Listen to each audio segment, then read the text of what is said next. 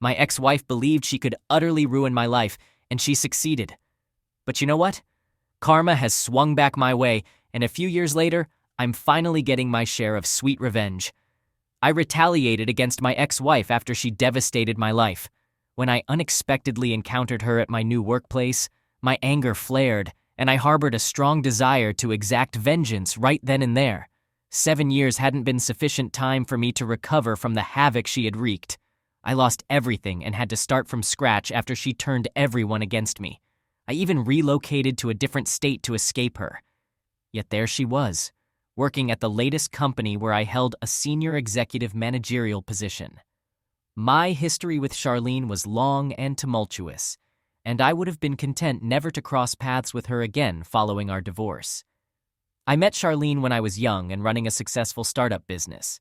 We married just a year after we began dating because she was pregnant with my child. Our relationship grew strained after the birth of our daughter. Despite the baby's tender age, Charlene spent most of her time at her parents' home. Despite my numerous complaints and efforts to involve her parents, they sided with her and accused me of placing too much pressure on her due to her depression. Over time, our communication deteriorated, and our discussions were limited to matters concerning our child. When our daughter was a few months old, I discovered that she wasn't mine, and Charlene had been having an affair with a colleague for some time. That very night, I expelled her from the house and initiated divorce proceedings a few days later.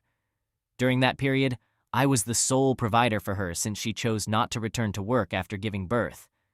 Despite this, I didn't cut off her access to financial resources because I recognized that it wasn't the child's fault. Legally, I wasn't even obligated to provide her with any financial support in the divorce. I possessed evidence of her deception over the years, but she countered by falsely accusing me of emotional abuse and controlling behavior. Her parents testified dishonestly, claiming that she had once visited their home with visible bruises. Regrettably, due to her manufactured evidence and false testimony from friends who were present, I had to relinquish half of my business and our house in the divorce proceedings, largely due to societal expectations placed on men. My previously thriving business suffered a significant blow due to the allegations against me. My own family sided with her, influenced by her acting skills, leaving me without family support and facing a failing business. Additionally, I had to make substantial financial payments as part of the settlement. In the local town, I became undesirable for business collaborations or employment, forcing me to relocate while burdened with considerable debt from attempting to salvage my business. Meanwhile, she retained the house and financial assets. For about a year, I worked at a company that paid well, but the majority of my earnings went towards clearing my debts. I refrained from inquiring about her life, and instead focused on rebuilding my own. This strategy paid off, as 7 years after our divorce, I had risen to a senior executive position in a highly profitable company. My company had recently acquired another firm, and my role involved overseeing the CEO of the acquired company, facilitating the transition and integration of that company into our brand. On my initial day back at the office, I encountered her. Despite appearing considerably older, she remained the same person. I felt such anger that I contemplated requesting my company to remove her from her position. Over the years, I had become estranged from most of my family because they believed I was an abusive man. Never mind that I never laid a hand on her, and she had manipulated me into marrying her. After our initial encounter, she visited my office, putting on a friendly facade and offering to guide me around as a familiar face. I suspected she was aware of her precarious situation and believed that ingratiating herself with me might help. I informed her that I had already taken a tour and asked her to leave me alone. Despite this, my anger lingered throughout the day, and I contemplated firing her. However, despite having the authority, I couldn't terminate her employment without a valid reason. From that day onward, my primary objective at the office became giving her a hard time. After reviewing her file, I learned that she had been working there for the past 2 years and had been competent at her job. It appeared that the money she had extracted from me had finally run out. I did my utmost to make her professional life unpleasant. Initially, I issued her a handwritten warning for being late to work, even though her boss had recommended a verbal reprimand. She had cited her daughter's illness as the reason, but I was indifferent. Later that day, when she made a minor error in a report I had requested, I forced her to redo it and reprint everything, fully aware that the printer was malfunctioning. which meant she had to toil in a non-air-conditioned room filled with dust for an extended period. Then, as everyone was preparing to leave for the day, I compelled her to remain in our surplus office, assigning her a task that was utterly pointless, simply to waste her time. A few days later, my assistant from the other company joined our team, but there was a shortage of offices. I ensured that Lean relinquished her office and relocated to a small, stuffy room devoid of proper ventilation that nobody else wanted. I was well aware that it was the height of summer, and the sweltering heat was unbearable. When she had to pack her belongings, she appeared infuriated, and I half expected her to confront me physically. I overheard her venting about me to some of her coworkers, which only prompted me to assign her additional tasks that she struggled to manage. She consistently worked through lunch breaks because I incessantly demanded more and more from her. She was also in contention for a promotion, a position coveted by everyone in the office. Recognizing her as the most deserving candidate due to her recent outstanding performance and her boss's commendation, I suggested that someone with more tenure at the company be promoted instead of her. Following the announcement of the promotion recipient, she stormed into my office and vowed to make me pay for my actions. A few days later, my personal history became common knowledge throughout the office after an anonymous email was circulated to everyone. My superiors were already aware of my divorce, and I had no criminal record, so they simply instructed me to stay home for a few days. I enlisted the help of a tech expert to trace the email, and unsurprisingly, it led back to her. I filed a complaint against her for slander, which brought her significant trouble within the company. Our company had a strict rule prohibiting slander and gossip about employees' personal lives.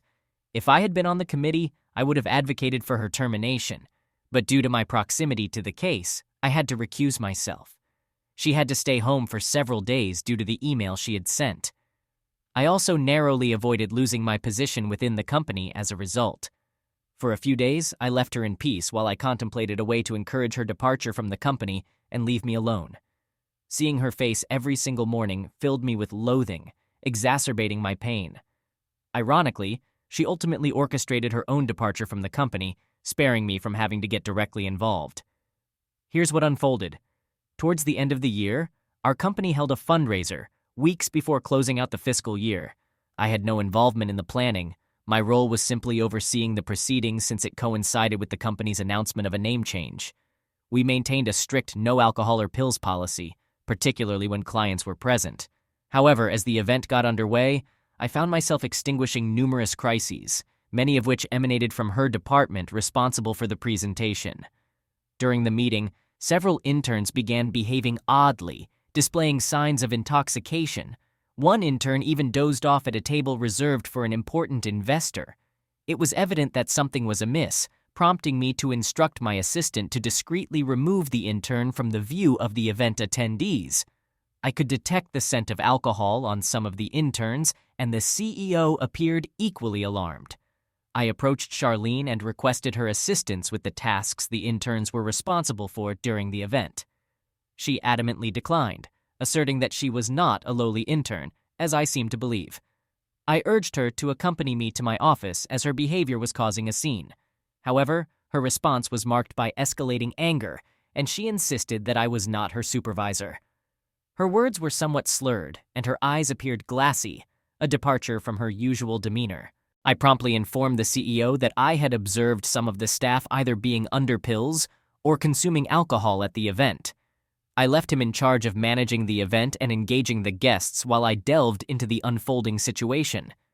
We swiftly administered breathalyzer tests to the interns who had initially denied consuming alcohol, and all of them failed the tests.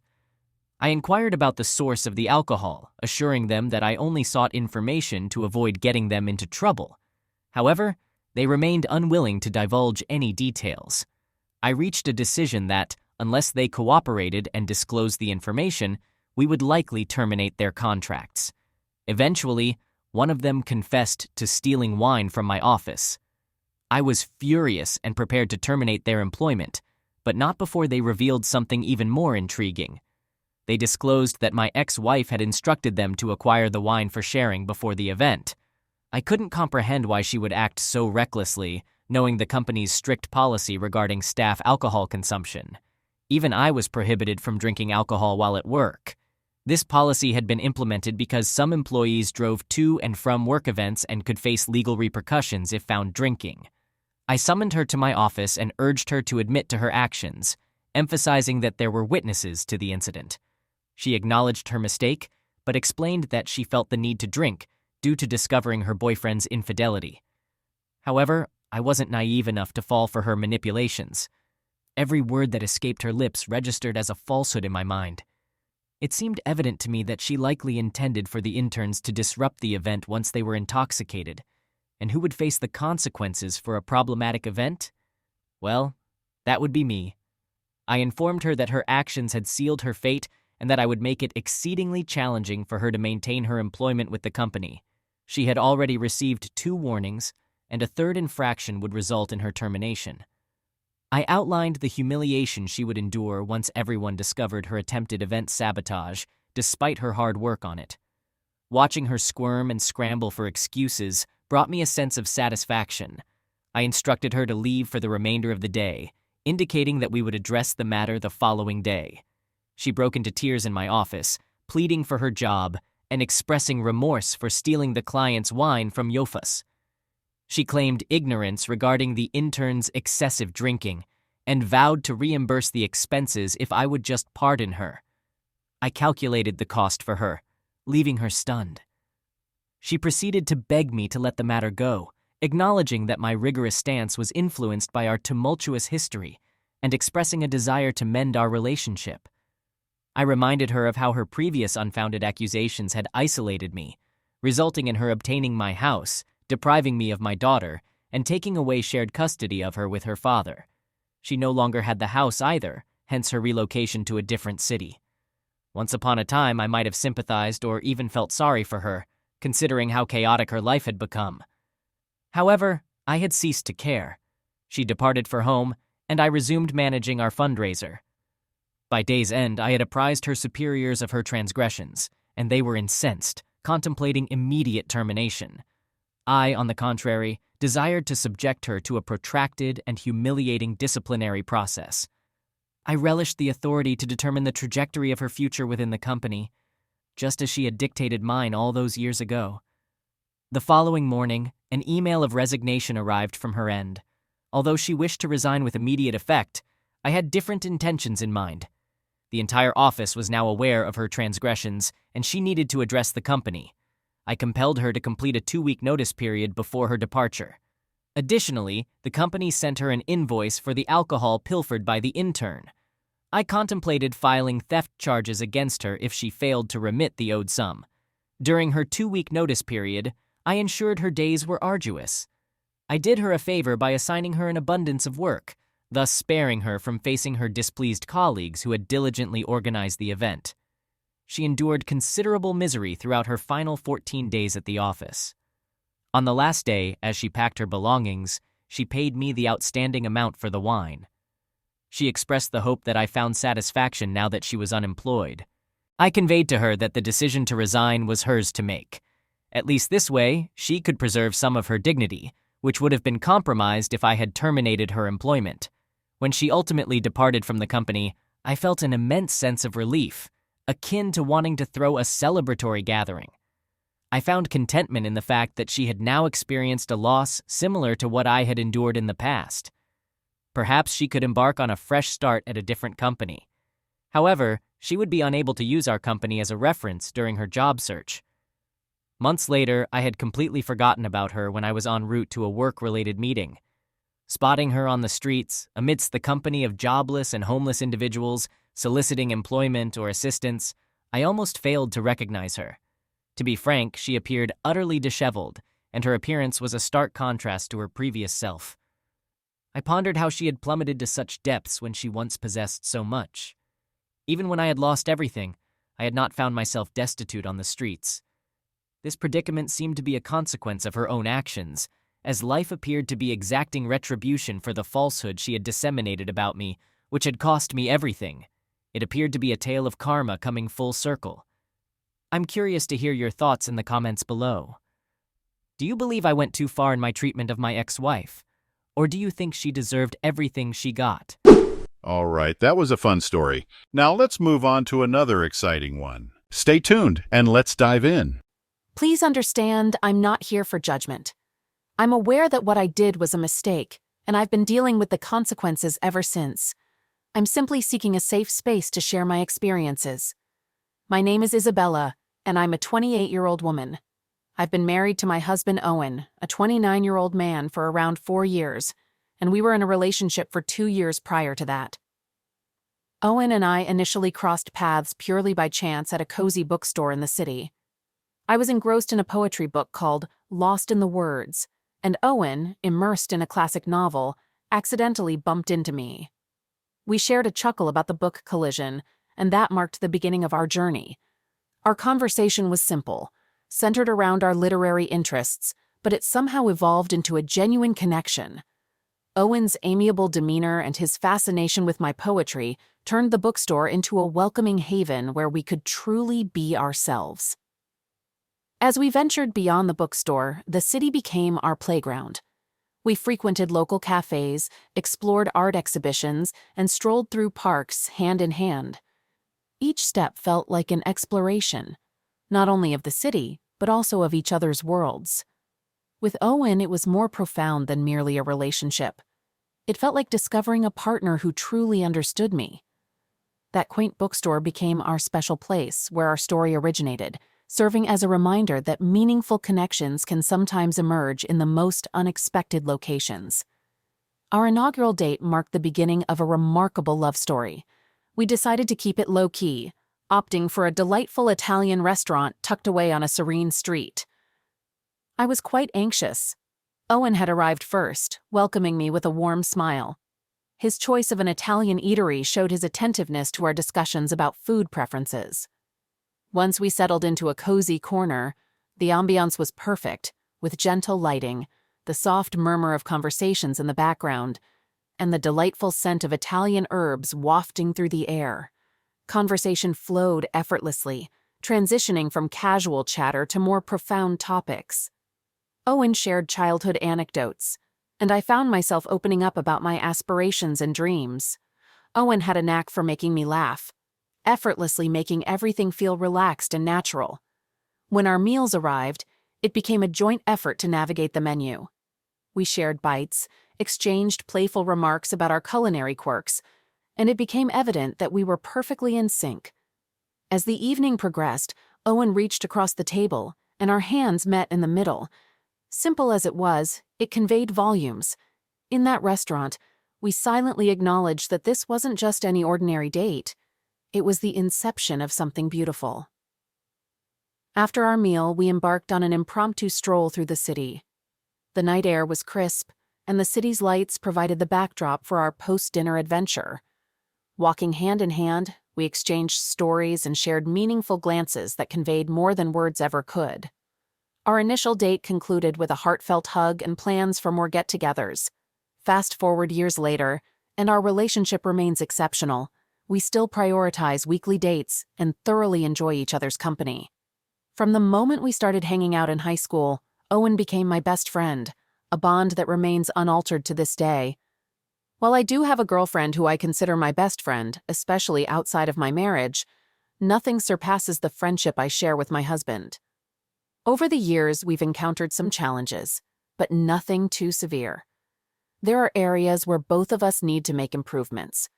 But these are not issues that threaten our relationship. They are simply aspects we must work on to become better individuals and better partners. We both understand that perfection is unattainable. Currently, we don't have any children, but we plan to start trying soon. We are both employed, and although I earn a decent income, Owen's earnings surpass mine. He also owns our house. Despite occasional bouts of unemployment in the past, with each of us supporting the other during those times, there has never been any financial animosity, regardless of who was the primary earner. Our marriage has withstood challenges such as depression, alcoholism, and a few physical health conditions, all of which we've supported each other through. We make a great team. Our bed life is vibrant and active. A dry spell for us consists of going a work week without intimacy due to exhaustion, though such occurrences are infrequent. We have great relationships with each other's families, and my family has formed a strong bond with my husband. To them, he's like another son and brother. He exceeds all my expectations as a husband, and my love for him is genuine. Both of us have experienced attraction to others in the past, although we've never discussed it with each other. We understand that it's a normal occurrence, and it has never been too intense before. When I've found myself developing feelings for someone I interact with frequently, it usually doesn't take much to shake off those emotions. However, this time was different. I was strongly drawn to a coworker who was not only incredibly attractive but also very friendly, and I genuinely enjoyed his company. We both joined the company at around the same time, approximately 8 months ago, and endured a few weeks of training together, which proved to be a challenging experience for me.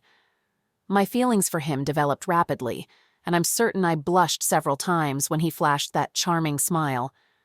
This would have been embarrassing enough if I were single, purely due to the fact that we were colleagues. However, I am married, and I feel that this reflects poorly on me. Although we no longer work directly together, our departments are adjacent, and he would occasionally pass through my section. He would often place his hand on my shoulder and give it a friendly squeeze as he walked by, always accompanied by that smile. While I engaged in conversation when we crossed paths or attended work events together, I maintained a similar level of interaction with most of my colleagues. We aren't connected on social media, haven't exchanged phone numbers, and don't socialize outside of work. I've been invited to a nearby bar by him and a few others on a couple of occasions, but I declined. Working in a male-dominated field, it didn't feel right to be the only woman at the bar with a group of guys, especially when I have these feelings for one of them. I've actively avoided his workplace floor whenever possible, and if we happen to be on lunch break at the same time, I exchange greetings as I pass by, but quickly grab my belongings and dine on the patio or another floor. I've been attempting to suppress my thoughts about him or remind myself of the irrationality of my emotions, but I can't seem to shake this feeling. I'm afraid I might make a foolish mistake and let passion override my judgment, despite my strong belief that the typical excuses people use for one-time indiscretions are invalid. I'm striving to maintain control over my actions and would never be so cruel to my husband. However, I'm at a loss as to how to dispel these emotions. The last time I felt such intense desire for someone was when I met my husband. We instantly became great friends and spent time together, even fooling around for about a year before taking our relationship seriously. I was quite young when we got together, and my previous relationships were never very serious. I had never experienced such a strong attraction to someone before, and I didn't think it was possible with anyone else. I'm not comparing my husband to my coworker or vice versa. That's not my intention here. I've been able to easily brush off any feelings that have arisen for someone else in the past. Yet with this guy, it doesn't matter what I do. When I think about him, it's challenging to get him out of my mind, regardless of my surroundings. There have been weeks when I haven't run into him, and he doesn't cross my mind during those times. However, there are moments when I catch a glimpse of him while walking into work, and my heart starts racing. I find myself longing to be near him, and I desperately wish these feelings would dissipate. It's like I've regressed to high school, except instead of daydreaming in class, I'm battling to keep this guy out of my thoughts and stay focused on my work. I understand that Reddit values full disclosure, but this wasn't something I felt comfortable discussing with my husband. These emotions weren't stemming from any neglect or deficiency in our relationship. I didn't feel like I was lacking anything by being with him. Moreover, there was nothing he could do to resolve this for me. If he were experiencing similar feelings for someone else, I can genuinely say I wouldn't want to hear about it.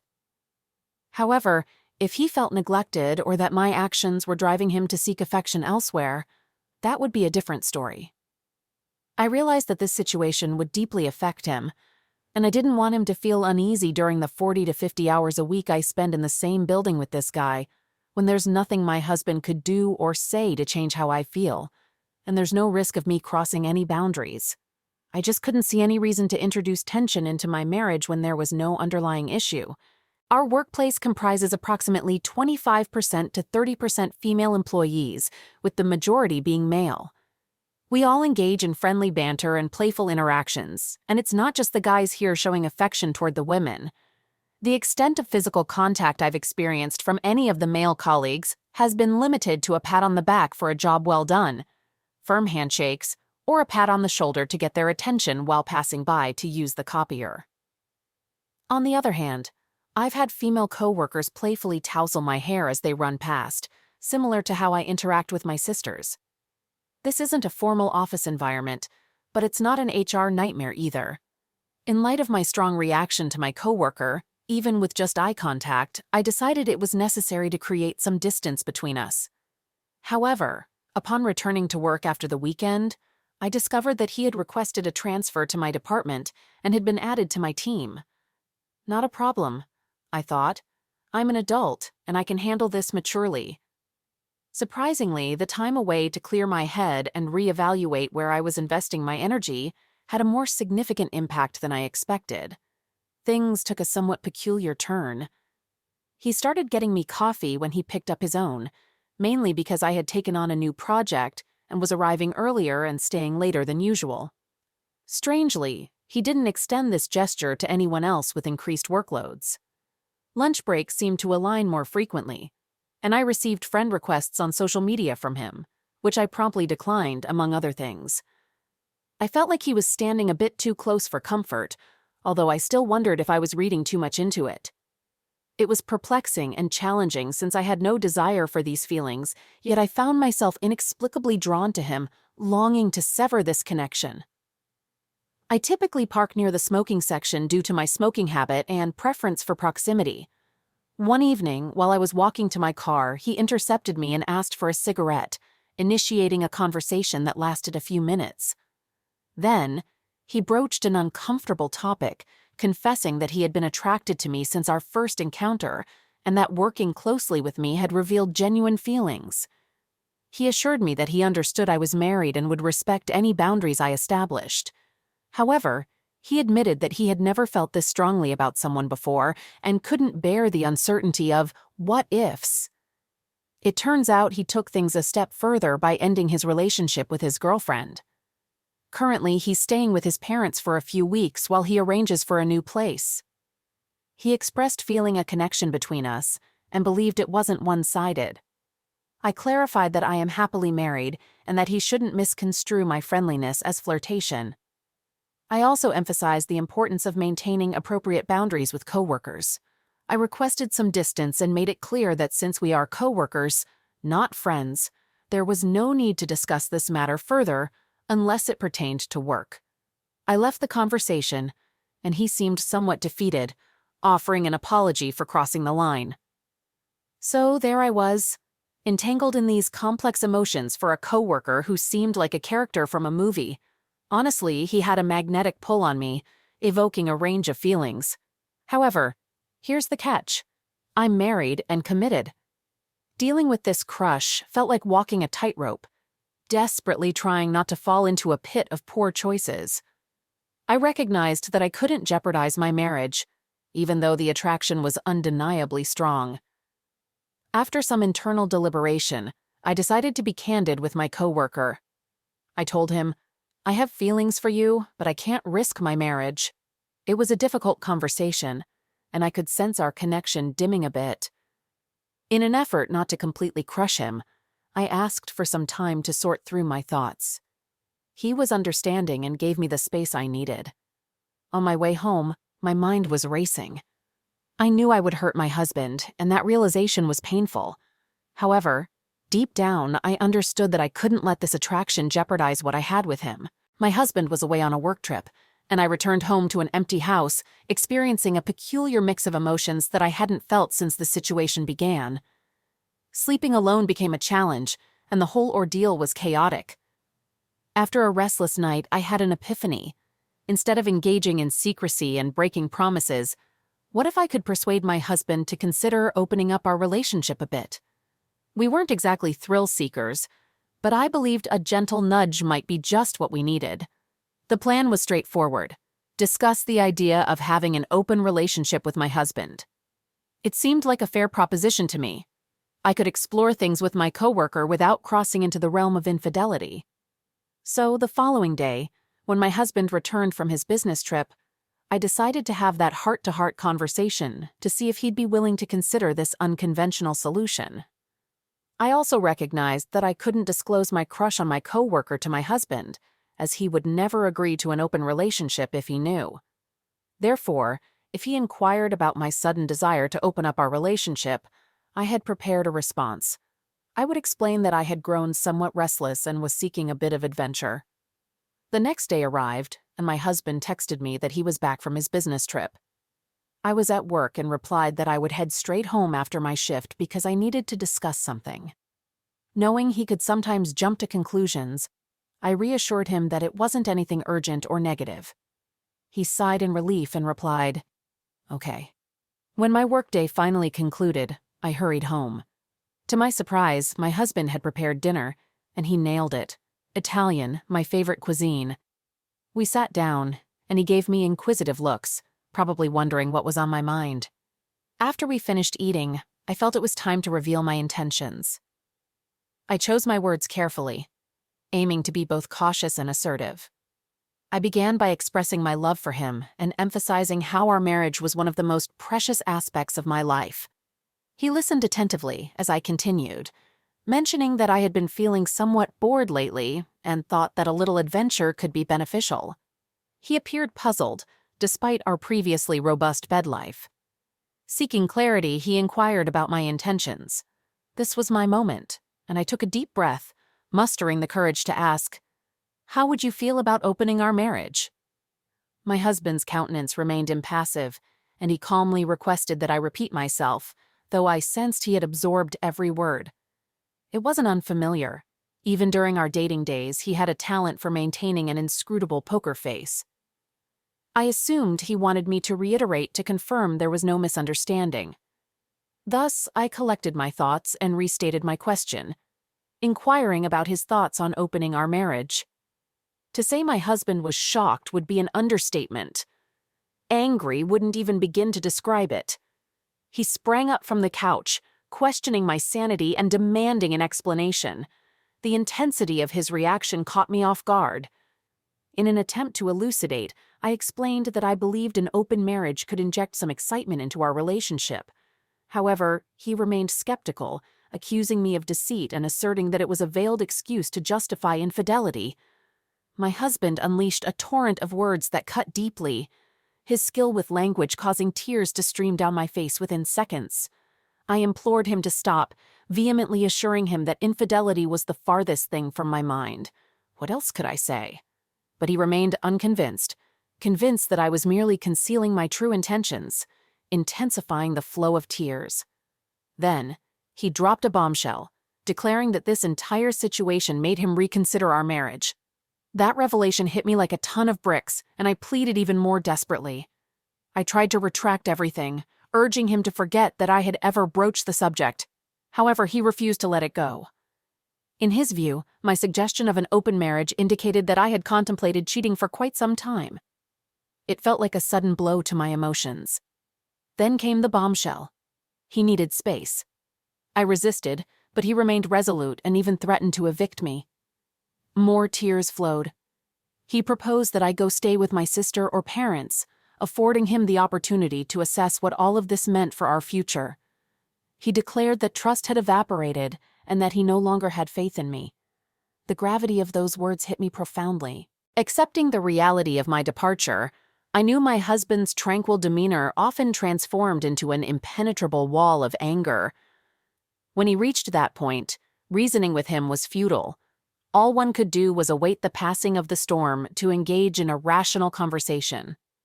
Consequently, I packed my essentials and headed to my sister's place. She was taken aback, as I had only sent her a text about my impending visit. Fortunately, we shared a close bond, and she welcomed me with open arms. As I poured my heart out, I divulged all the details of the confrontation with my husband. She found it difficult to believe. Asking the tough questions, my sister probed whether I had intentions of cheating. Unable to deceive her, I confessed about the coworker who had caught my eye. Disappointment radiated from her, and she wasted no time calling our parents to relay the news.